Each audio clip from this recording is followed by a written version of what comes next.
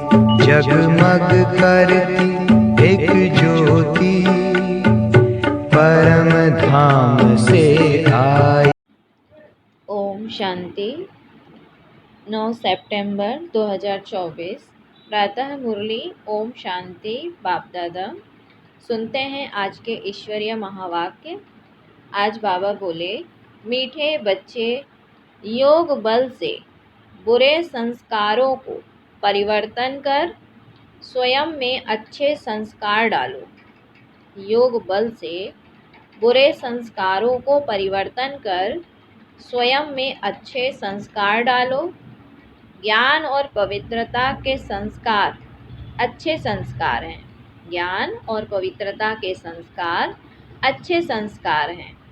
आज का प्रश्न है, तुम बच्चों का बर्थ राइट कौन सा है?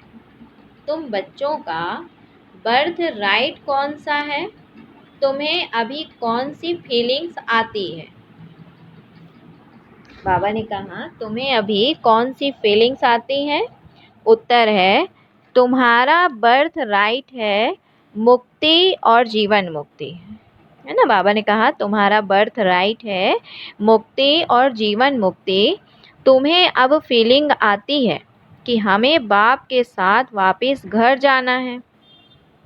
तुम जानते हो बाप आए हैं भक्ति का फल मुक्ति और जीवन मुक्ति देने। अभी सबको शांति धाम जाना है। सबको अपने घर का दीदार करना है। अभी सबको शांति धाम जाना है। सबको अपने घर का दीदार करना है। ओम शांति, ओम शांति। मनुष्य बाप को सच्चा पातशाह भी कहते हैं। अंग्रेजी में पातशाह नहीं कहते, उसमें सिर्फ सच्चा फादर कहते हैं। गॉड फादर इज ट्रुथ कहते हैं। भारत में ही कहते हैं सच्चा पातशाह। अब फर्क तो बहुत है। वह सिर्फ सच कहते हैं, सच सिखलाते हैं, सच्चा बनाते हैं। यहाँ कहते हैं सच्चा पातशाह। वह कहते हैं कि सच कहते हैं, सच सिखलाते हैं, सच्चा बनाते हैं। और यहाँ कहते हैं सच्चा पातशाह। सच्चा भी बनाते हैं और सचखंड का बादशाह भी बनाते हैं, है ना। जो सच्चा पातशाह है, बाबा कहते हैं वह सच्चा भी बनाते हैं और सचखंड का बादशाह भी बनाते हैं। यह तो बरोबर है। मुक्ति भी देते, जीवन मुक्ति भी देते, जिसको भक्ति का फल कहते हैं। लिब्रेशन और फ्रूशन। बाबा कहते हैं लिब्रेशन और फ्रूशन भक्ति का फल देते हैं और लिबरेट करते हैं। बच्चे जानते हैं हमको दोनों देते हैं। लिबरेट तो सबको करते हैं, फल तुमको देते हैं। बाबा कहते हैं लिबरेट तो सबको करते हैं, फल तुमको देते हैं। लिब्रेशन और फ्रूशन, यह भी भाषा बनाई हुई है ना। भाषाएं तो बहुत हैं। शिव बाबा के भी नाम बहुत रख देते हैं। कोई को कहो उनका नाम शिव बाबा है तो कह देते हम तो उनको मालिक ही कहते हैं। मालिक तो ठीक है, परंतु उसका नाम भी, बाबा ने कहा परंतु उसका भी नाम चाहिए ना। नाम रूप से न्यारी कोई चीज होती नहीं। मालिक भी कोई चीज का बनता है ना। बाबा ने कहा मालिक भी कोई चीज का बनता है ना। नाम रूप तो जरूर है। अभी तुम बच्चे जानते हो बाप बरोबर लिबरेट भी करते हैं। फिर शांति धाम में सबको जरूर जाना है। अपने घर का दीदार सबको करना है। घर से आए हैं तो पहले उनका दीदार करेंगे। उसको कहते हैं गति सदगति। घर से आए हैं तो पहले उनका दीदार करेंगे। उनको कहते हैं गति, उसको कहते हैं गति सदगति। अक्षर कहते हैं परंतु अर्थ रहित। तुम बच्चों को तो फीलिंग रहती है हम अपने घर भी जाएंगे और फल भी मिलेगा। नंबरवार तुमको मिलता है तो और धर्म वालों को भी फिर समय अनुसार मिलता है। बाप ने समझाया था, यह पर्चा है बहुत अच्छा। तुम स्वर्गवासी हो या नरकवासी हो, तुम बच्चे ही जानते हो। यह मुक्ति, जीवन मुक्ति दोनों गॉड फादरली बर्थ राइट है। यह मुक्ति, जीवन मुक्ति दोनों गॉड फादरली बर्थ राइट है। तुम लिख भी सकते हो, बाप से तुम बच्चों को यह बर्थ राइट मिलता है। बाप से तुम बच्चों को यह बर्थ राइट मिलता है। बाप का बनने से दोनों चीज़ें प्राप्त होती हैं। वह है रावण का बर्थ राइट, यह है परमपिता परमात्मा का बर्थ राइट।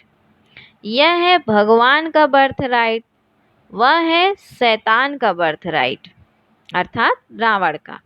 ऐसे लिखना चाहिए जो कुछ समझ सके। अब तुम बच्चों को हेवन स्थापन करना है, कितना काम करना है। अभी तो जैसे बेबीज हैं, जैसे मनुष्य कलयुग के लिए कहते हैं कि अभी बेबी अर्थात बच्चा है। बाप कहते हैं सतयुग की स्थापना में बेबी हैं। अभी तुम बच्चों को वर्षा मिल रहा है।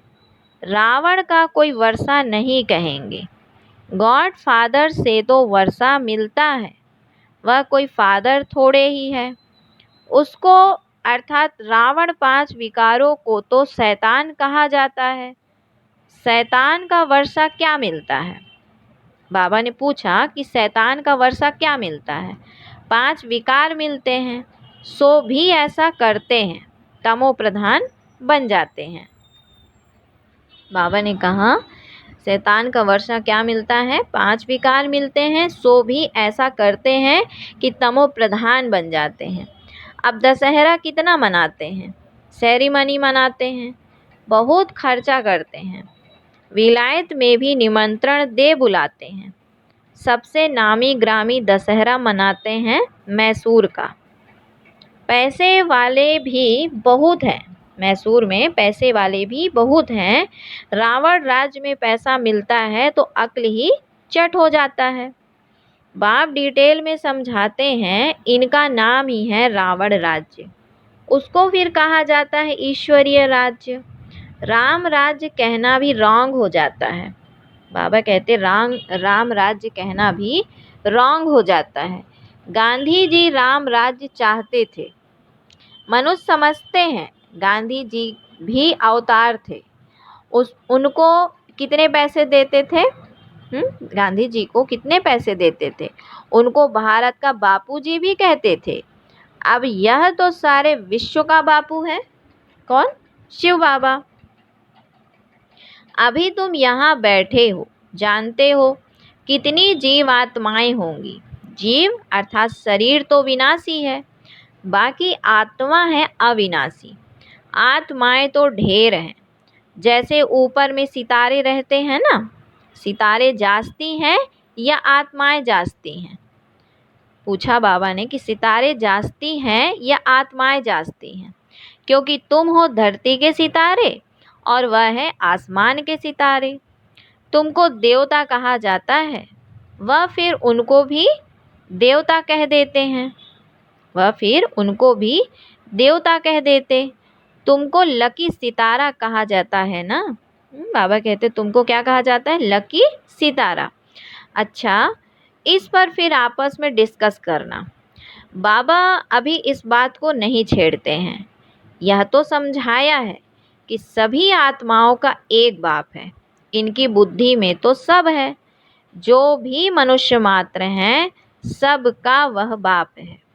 यह तो सब जानते हैं कि सारी सृष्टि समुद्र पर खड़ी है। बाबा ने कहा कि सारी सृष्टि बाबा ने कहा कि सारी सृष्टि अभी समुद्र पर खड़ी है। यह भी कोई सबको नहीं मालूम है। बाप ने समझाया था, यह रावण राज्य सारे सृष्टि पर है। ऐसा नहीं रावण राज्य कोई सागर के पार है। सागर तो ऑलराउंडर है ही। कहते हैं ना, नीचे बैल है उसके सींगों पर सृष्टि खड़ी है। फिर जब थक जाता है तो सींग बदली करता है। अभी पुरानी दुनिया खल्लास हो, नई दुनिया की स्थापना होती है। शास्त्रों में तो अनेक प्रकार की बातें दंत कथाओं में लिख दी हैं। यह तो बच्चे समझते हैं। यह सब आत्माएं शरीर के साथ हैं। इनको कहते हैं जीव आत्माएं। वह जो आत्माओं का घर है वह तो शरीर नहीं है। उनको कहा जाता है निराकारी। जीव आकारी है, इसीलिए साकार कहा जाता है। निराकार को शरीर होता, बाबा ने कहा निराकार को शरीर नहीं होता है। यह है साकारी सृष्टि, वह है निराकारी आत्माओं की दुनिया। इसको सृष्टि कहेंगे। उसको कहा जाता है इनकॉर्पोरियल वर्ल्ड, अर्थात निराकारी दुनिया। आत्मा जब शरीर में आती है तब वह चुरपुर चलती है।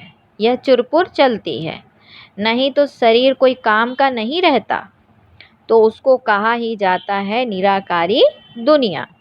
जितनी भी आत्माएं हैं वह सब पिछाड़ी में आनी चाहिए। इसीलिए इसको पुरुषोत्तम संगम युग कहा जाता है। सब आत्माएं जब यहाँ आ जाती हैं तो वहाँ फिर एक भी नहीं रहती। वहाँ जब एकदम खाली हो जाता है तब फिर सब वापस जाते हैं। तुम यह संस्कार ले जाते हो नंबरवार पुरुषार्थ अनुसार। यह बाबा ने कहा तुम यह संस्कार ले जाते हो नंबरवार पुरुषार्थ अनुसार। कोई नॉलेज के संस्कार ले जाते हैं, कोई प्योरिटी के संस्कार ले जाते हैं। आना तो फिर भी यहाँ ही है, परंतु पहले तो घर में जाना है। वहाँ है अच्छे संस्कार, यहाँ है बुरे संस्कार। अच्छे संस्कार बदलकर बुरे संस्कार हो जाते हैं। फिर बुरे संस्कार योग बल से अच्छे होते हैं। अच्छे संस्कार वहाँ ले जाएंगे। बाप में भी पढ़ाने के संस्कार हैं ना, जो आकर समझाते हैं।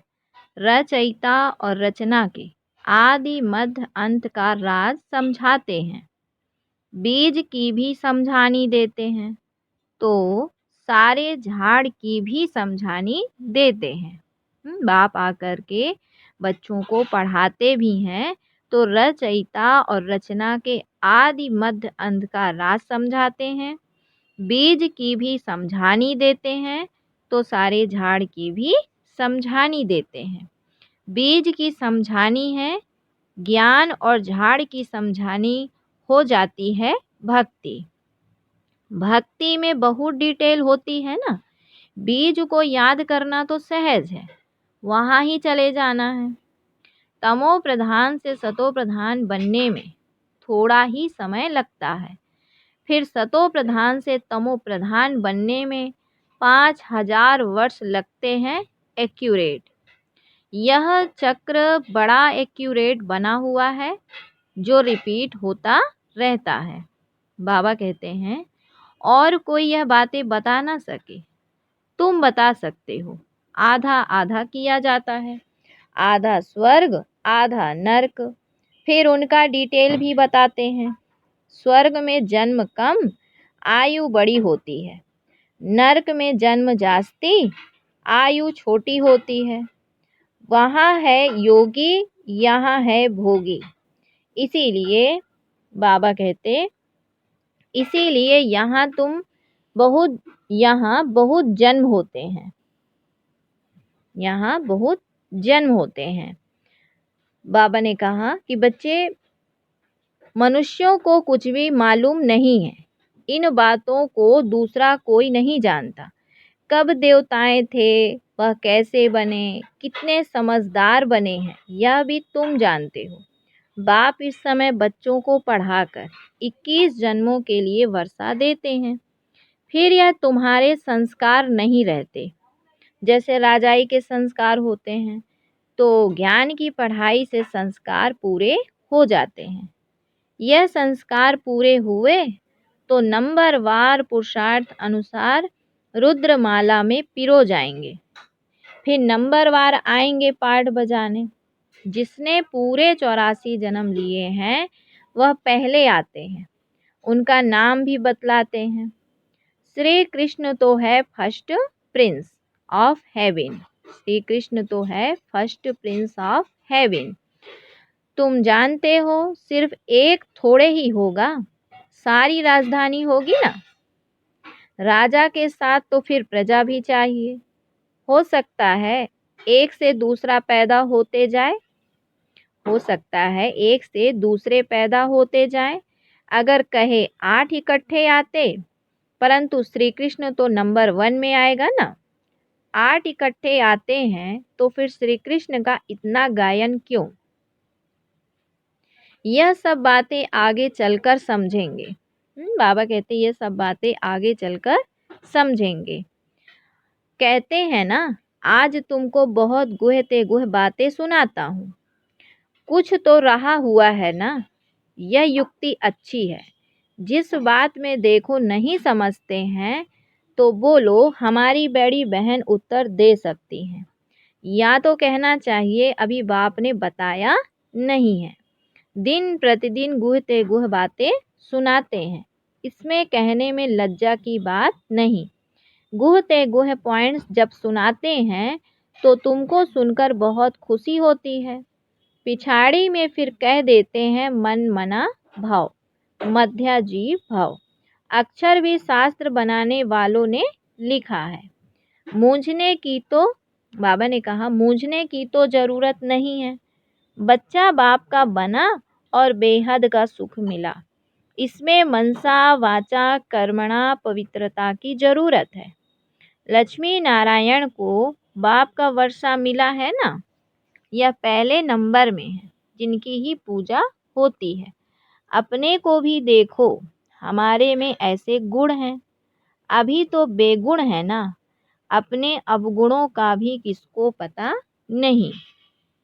अभी तुम बाप के बने हो तो जरूर चेंज होना पड़े। बाप ने बुद्धि का ताला खोला है।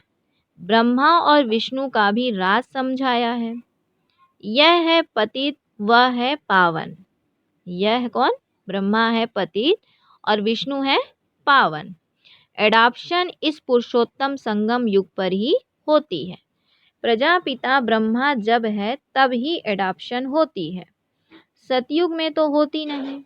यहाँ भी किसको बच्चा नहीं होता है तो फिर एडॉप्ट करते हैं। भाई बाबा ने कहा संगम युग में ही, जैसे दुनिया में भी किसका बच्चा नहीं होता है तो गोद लेते हैं, ऐसे यहाँ भी है ना। तो बाप ने आकर के प्रजापिता ब्रह्मा द्वारा बच्चों को एडॉप्ट किया। प्रजापिता को भी जरूर ब्राह्मण बच्चे चाहिए। यह है मुख्य वंशावली। यह है मुख्य वंशावली। वह होते हैं कुख वंशावली। यह कौन? बाबा ने कहा ब्राह्मण जो है प्रजापिता ब्रह्मा मुख्य वंशावली, और बाबा कहते हैं वह ब्राह्मण कुख वंशावली। ब्रह्मा तो नामी ग्रामी है, इनका सरनेम ही बेहद का है। सब समझते हैं प्रजापिता ब्रह्मा आदि देव है, उसको अंग्रेजी में कहेंगे ग्रेट ग्रेट ग्रैंडफादर। यह है बेहद का सरनेम। वह सब होते हैं हद के सरनेम। इसीलिए बाप समझाते हैं यह जरूर सबको मालूम होना चाहिए कि भारत बड़े ते बड़ा तीर्थ है जहाँ बेहद का बाप आते हैं। ऐसा नहीं सारे भारत में विराजमान हुआ। शास्त्रों में मगध देश लिखा है, परंतु नॉलेज कहाँ सिखाई? आबू में कैसे आए? दिलवाड़ा मंदिर का भी यहाँ पूरा यादगार है। जिन्होंने भी बनाया उन्हों की बुद्धि में आया और बैठकर बनवाया। एक्यूरेट मॉडल तो बना ना सके, बाप यहाँ ही आकर सर्व की सदगति करते हैं। मगध देश में नहीं, वह तो पाकिस्तान हो गया। यह है पाकिस्तान। पाक अर्थात पवित्र, तो यह है पाकिस्तान। वास्तव में पाक स्थान तो स्वर्ग को कहा जाता है। पाक अर्थात शुद्ध और नापाक अर्थात अशुद्ध। तो पाक और नापाक का ये सारा ड्रामा बना हुआ है। तो मीठे मीठे सिकिलधे बच्चे, तुम यह समझते हो आत्माएं परमात्मा अलग रहे बहुकाल। कितने काल के बाद मिले हैं, फिर कब मिलेंगे? सुंदर मेला कर दिया जब सदगुरु मिला दलाल, दलाल के रूप में। गुरु तो बहुत है ना, लेकिन सतगुरु कहा जाता है, गुरु तो बहुत है ना, इसीलिए सतगुरु कहा जाता है। स्त्री को जब हथियाला बांधते हैं तो भी कहते हैं यह पति तुम्हारा गुरु ईश्वर है। तो पति तो पहले पहले नापाक बनाते हैं, अशुद्ध बनाते हैं ना। आजकल तो दुनिया में बहुत गंद लगा पड़ा है। अब तुम बच्चों को तो गुलगुल बनना है, तुम बच्चों को पक्का पक्का हथियाला बाप बांधते हैं। यूँ तो शिव जयंती के साथ ही रक्षाबंधन हो जाता है, गीता जयंती भी हो जानी चाहिए। श्री कृष्ण जयंती थोड़ा देरी से नई दुनिया में हुई है। श्री कृष्ण जयंती थोड़ा देरी से नई दुनिया में हुई है, बाकी त्योहार सब इस समय के हैं। रामनवमी कब हुई, यह भी कोई को पता है क्या? तुम कहेंगे नई दुनिया में 1250 वर्ष के बाद में रामनवमी होती है। शिव जयंती, कृष्ण जयंती, राम जयंती कब हुई, यह कोई भी बता नहीं सकते। तुम बच्चे भी अभी बाप द्वारा जान गए हो, एक्यूरेट बता सकते हो। गोया सारे दुनिया की जीवन कहानी तुम बता सकते हो, लाखों वर्ष की बात थोड़े ही बता सकते। बाप कितनी अच्छी बेहद की पढ़ाई पढ़ाते हैं। एक ही बार तुम 21 जन्मों के लिए नंगन होने से बचते हो। अभी तुम 5 विकारों रूपी रावण के पराय राज्य में हो। अभी सारे 84 का चक्र तुम्हारी स्मृति में आया है। अच्छा, फिर बाबा ने बच्चों को याद प्यार दिया। मीठे मीठे सिकिलधे बच्चों प्रति माता पिता बाप दादा का याद प्यार और गुड मॉर्निंग। रूहानी बाप की रूहानी बच्चों को नमस्ते। हम रूहानी बच्चों की रूहानी माता पिता बाप दादा को याद प्यार, गुड मॉर्निंग और नमस्ते। आज की धारणा के लिए मुख्य सार, बेहद सुख का वर्षा प्राप्त करने के लिए मनसा वाचा कर्मणा पवित्र जरूर बनना है। बेहद का सुख का वर्षा प्राप्त करने के लिए मनसा वाचा कर्मणा पवित्र जरूर बनना है। अच्छे संस्कार योग बल से धारण करने हैं। अपने को गुणवान बनाना है। फिर दूसरा पॉइंट है, सदा खुशी में रहने के लिए बाप रोज जो गुहते गुह बातें सुनाते हैं उन्हें सुनना और दूसरों को सुनाना है। किसी भी बात में मूंझना नहीं है, युक्ति से उत्तर देना है, लज्जा नहीं करनी है। फिर बाबा वरदान देते हैं, सुख स्वरूप बन, हर आत्मा को सुख देने वाले मास्टर सुख दाता भव। सुख स्वरूप बन, हर आत्मा को सुख देने वाले मास्टर दाता भव। जो बच्चे सदा यथार्थ कर्म करते हैं उन्हें उस कर्म का प्रत्यक्ष फल खुशी और शक्ति मिलती है। उनका दिल सदा खुश रहता है। उन्हें संकल्प मात्र भी दुख की लहर नहीं आ सकती। संगम योगी ब्राह्मण अर्थात दुख का नाम निशान नहीं, क्योंकि सुखदाता के बच्चे हैं। ऐसे सुखदाता के बच्चे स्वयं भी मास्टर सुखदाता होंगे। वे हर आत्मा को सदा सुख देंगे। वे कभी ना दुख देंगे ना दुख लेंगे। आज स्लोगन दिया बाबा ने, मास्टर दाता बन, सहयोग स्नेह और सहानुभूति देना, यही रहम दिल आत्मा की निशानी है।